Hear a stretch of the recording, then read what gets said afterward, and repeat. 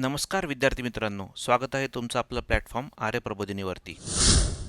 तर आज आपण पाहणार आहोत महाराष्ट्र गट ब राजपत्रित सेवानियुक्त परीक्षा म्हणजे ग्रुप बी प्रिलिमचा परीक्षेची योजना म्हणजे एक्झामचा पॅटर्न कसा असणार आहे ते आपण आज पाहणार आहोत. जे लोक नवीन आहेत आणि जे लोक पहिल्यांदा पेपर देत आहेत त्या सर्वांसाठी हा व्हिडिओ जास्त महत्त्वाचा असणार आहे.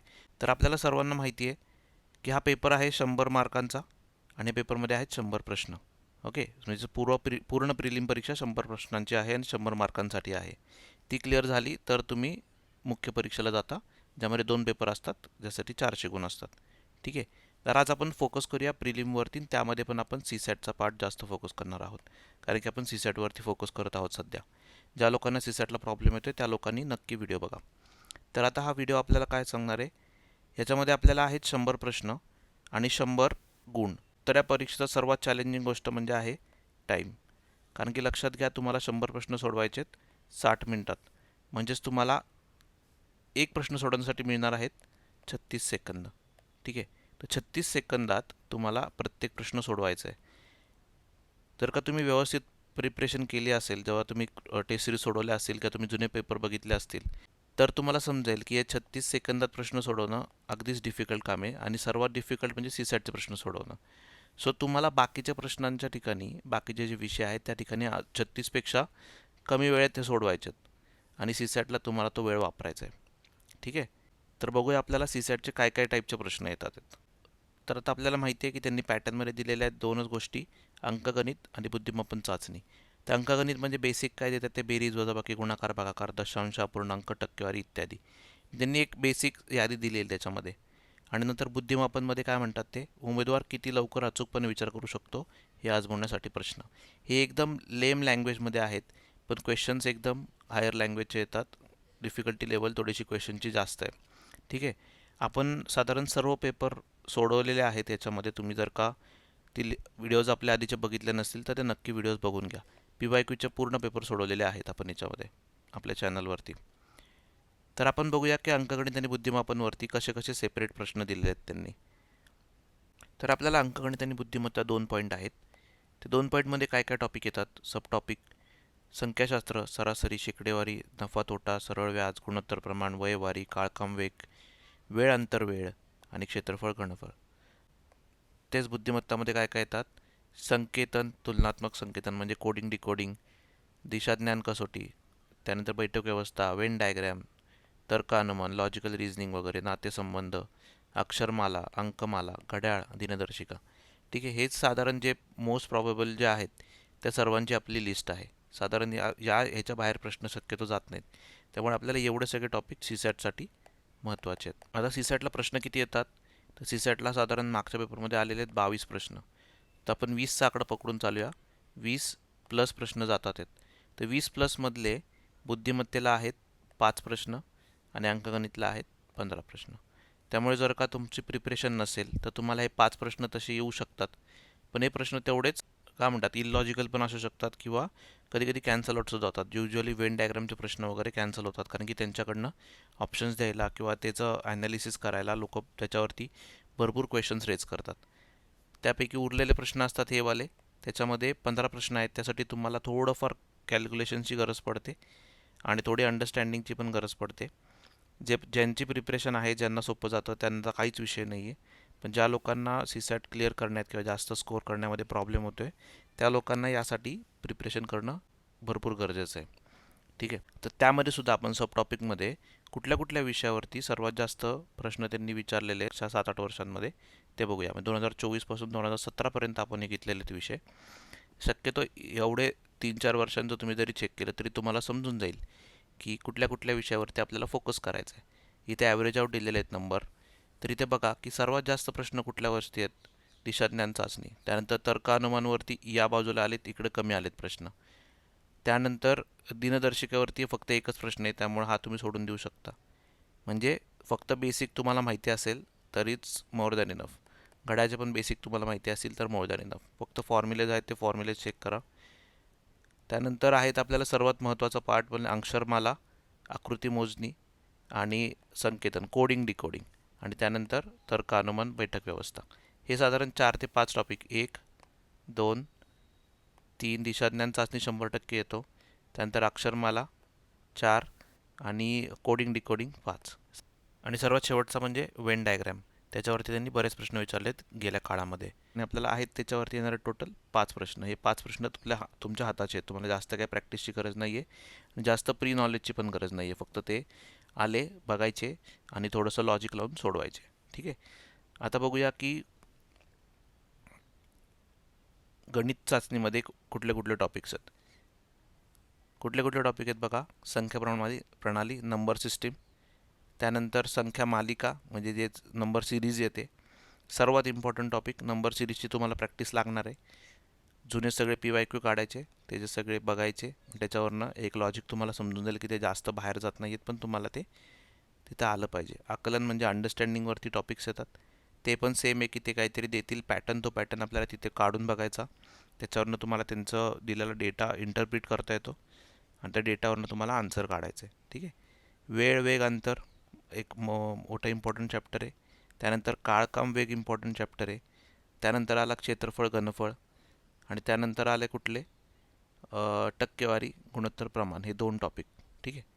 आता एवढे सगळे टॉपिक आपण जर बघितले तर आपल्याला ह्या टॉपिकसाठी जास्त स्पेशल नॉलेजची गरज नाही आहे. वेळ, वेग, अंतरसाठी एकच फॉर्म्युला आहे. क्षेत्रफळ, घनफळला मल्टिपल फॉर्म्युला आहेत, त्यामुळे थोडा तुम्हाला तिथे वेळ द्यावा लागेल. जास्त डिफिकल्ट विचारत नाहीत, ते बेसिक अंडरस्टँडिंगवरती विचारतात. काळ, काम, वेगवरती पण बेसिक क्वेश्चन्स येतात. बेसिक फॉर्म्युला तुम्हाला माहिती पाहिजे. टक्केवारी तर सर्वांना येतच असेल, शाळेच्या लेवलचीच असते. संख्या प्रणालीचे बेसिक जे डिफरन्सेस आहेत किंवा मूळ संख्या कुठल्या आहेत किंवा वर्गमूळ कुठले आहेत किंवा ते तुम्हाला पाठ करावं लागेल. त्यासाठी तुम्हाला थोडीशी प्रॅक्टिस लागेल. पण एकदा तुम्ही जर बघून घेतलं किंवा कुठेतरी तो चार्ट काढले तर तुम्हाला त्या गोष्टी पण क्लिअर आउट होतील. आता या पेपरची स्ट्रॅटेजी कशी आहे एकदा बघून घ्या. याला आहेत 15 प्रश्न मॅथ्सचे, त्यानंतर 5 प्रश्न लॉजिकल रिझनिंग म्हणजे बुद्धिमत्तेचे. 20 प्रश्नांचं आपलं इथं होतं.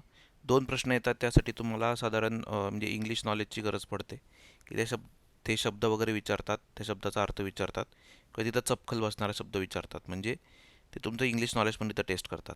ठीक आहे. तर साधारण 22 प्रश्नांची इथं प्रिपरेशन होऊन जाते. आणि लक्षात घ्या, तुम्हाला जर का 62+ स्कोअर करायचा असेल, जो लास्ट टाईमचा कट ऑफ होता 2024चा, तर तुम्हाला हे प्रश्न सर्वात महत्त्वाचे आहेत. तुम्ही जर का हे प्रश्न स्किप केले तर तुम्ही 80 पैकी 62 जर पाडू शकत असाल तर तुम्ही खूप हुशार आहात हे समजा. तर मला ही व्हिडिओची गरजच नाही, तुम्ही बघतच नसताना हे व्हिडिओ. जे तुम्ही व्हिडिओ बघताय याचा अर्थ तुम्हाला सीसॅटमध्ये प्रॉब्लेम आहे. सो तुम्ही ह्या पार्ट नक्की सिरियसली घ्या आणि या पार्टवरती नक्की फोकस करा. तर तुम्हाला स्ट्रॅटेजी मी सांगतो काय करायचं आपल्याला पेपरमध्ये. पेपरमध्ये आपल्याला आहेत 60 मिनटं. ठीक आहे. ते 60 मिनटं कसे वापरायचे आहेत. तुम्हाला सीसॅटसाठी 100% 20 मिनटाचा वेळ द्यायचाच आहे. ठीक आहे. म्हणजे जे बाकीच्या प्रश्नांना आपण जे मगाशी म्हणत होतो की 36 सेकंदांचा वेळ द्यायचा आहे सगळ्या प्रश्नांना, तो त्या बाकीच्या 80 प्रश्नांचा वेळ 36 सेकंदांपेक्षा कमी करायचा आहे आणि जो जो उरलेला वेळ आहे तो इथं वापरायचा आपल्याला. ठीक आहे. मग तुम्हाला काही प्रश्न असे असणार आहेत जे हिस्ट्रीचे, करंट अफेअरचे किंवा जॉग्रफीचे सुद्धा, ते तुम्हाला बघता क्षणी येणार आहेत. तुम्हाला त्याच्यासाठी तिथं 36 सेकंदाचा वेळ द्यायचाच नाही आहे. तो प्रश्न वाचायचा आहे, अंडरस्टँड करायचा आहे आणि आन्सर लिहून टाकायचा आहे. आयदर तो तुम्हाला येत असणार आहे किंवा येत नसणार आहे. त्यामुळे तुम्ही तो डिसिजन घ्यायचा आहे की मी कुठल्या प्रश्नांना वेळ घालून कुठल्या प्रश्नांना वेळ नको घालू.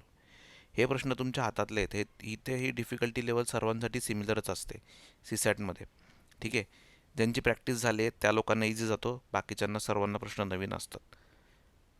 ओके. यासाठी सेपरेट प्रिपरेशन ज्यांनी केले त्यांना त्याचं फळ मिळणारच आहे आणि ज्यांना गरज नाही आहे ती लोकं तर निवांतच असतील.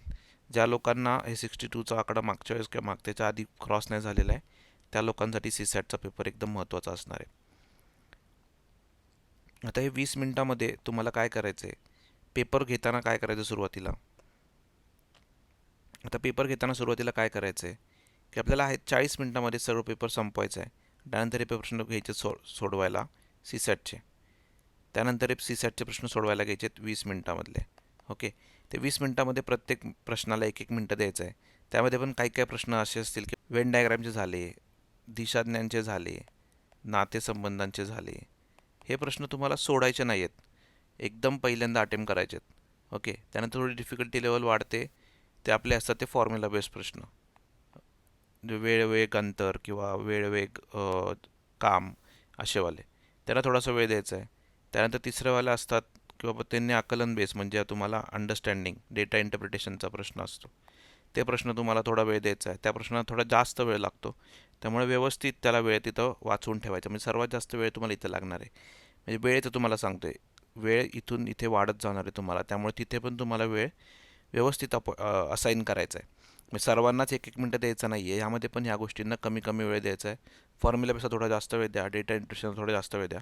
आणि सर्वात जास्त तुम्हाला वेळ इथं लागू शकतो किंवा जे आपण जे म्हणतो की नंबर सिरीजचा पार्ट झाला. नंबर सिरीजला सर्वात जास्त वेळ देऊ शकता. थोडा वेळ जातो कारण की ते अंडरस्टँड करायला वेळ लागतो. म्हणजे एक तर तुम्हाला सुटेल किंवा सुटणार नाही. ठीक आहे, सुटेल किंवा सुटणार नाही. त्यामुळे त्याचा जास्त लोड घेऊ नका. एक तर फक्त 2 वेळा ट्राय करा, 1-2 त्याचे लॉजिक लावायचा प्रयत्न करा आणि जर का ते लागले नाही तर ते सोडून द्या प्रश्न. ठीक आहे. तर साधारण आपल्याला अशा प्रकारे 20 प्रश्न सोडवायचे आहेत आणि 20च्या 20 प्रश्न आपल्याला बरोबर आणण्याचा प्रयत्न करायचा आहे. ॲटलिस्ट 18 प्रश्न किंवा 16 प्रश्न तुमच्या कॅपॅसिटीनुसार, की बाबा तुम्हाला जर का बाकीच्या विषयांमध्ये थोडं जास्त एफर्ट्स घ्यायची गरज पडत असेल तर इथे तुम्ही सीसॅटला थोडंसं फोकस करा. जर का बाकीचे विषय तुमचे झाले असतील तर इथे तुम्ही 16पर्यंत मजल मारली तर तुम्ही रेसमध्ये राहू शकता. ठीक आहे, काहीही झालं तरी 15+ तुम्हाला स्कोर इथे असलाच पाहिजे. ज्यांना डिफिकल्ट जाते त्या लोकांनी PYQचे माझे व्हिडिओज बघा. सर्व व्हिडिओ टाकलेले आहेत चॅनलवरती. नक्की व्हिडिओ बघा, पूर्ण बघा. तुम्हाला जे प्रश्न डिफिकल्ट वाटतात ते प्रश्न प्रत्येक पेपरमधले जाऊन बघा. तुम्हाला तुमच्या पद्धतीने कुठला सोडवता येतोय का ते तुमची पद्धत एकदा ठरवा. माझ्या पद्धत आवडली असेल तर माझ्या पद्धतीने करा, नो इश्यूज. तुमच्या पद्धतीने केलं तर वेल अँड गुड, म्हणजे तुम्हाला तुमचं जास्त अंडरस्टँड होईल. ठीक आहे. बाकी काही डाऊट्स असतील, कुठले प्रश्न तुम्हाला अवघड वाटत असतील तर मला नक्की मेसेज करून सांगा. माझ्या चॅनलचं नाव मी व्हिडिओच्या शेवटी देऊन ठेवतो. या चॅनलच्या नावाने टेलिग्रामवरती चॅनल आहे, त्यावरती पण तुम्ही तुमचे प्रॉब्लेम्स पाठवू शकता. बाकीच्या व्हिडिओजमध्ये पण काय असेल तर तिथल्या तिथे कमेंट करा. हा पण व्हिडिओ कसा वाटला ते नक्की कमेंट करून सांगा. व्हिडिओला लाईक करा, आपल्या चॅनलला शेअर करा. तुमच्या ज्या मित्रांना गरज आहे त्या मित्रांपर्यंत नक्की हा कंटेंट पोहोचवा आणि चॅनलला सबस्क्राईब करायला विसरू नका. सर्वांना परीक्षेसाठी खूप खूप शुभेच्छा. भेटूया पुढच्या व्हिडिओमध्ये.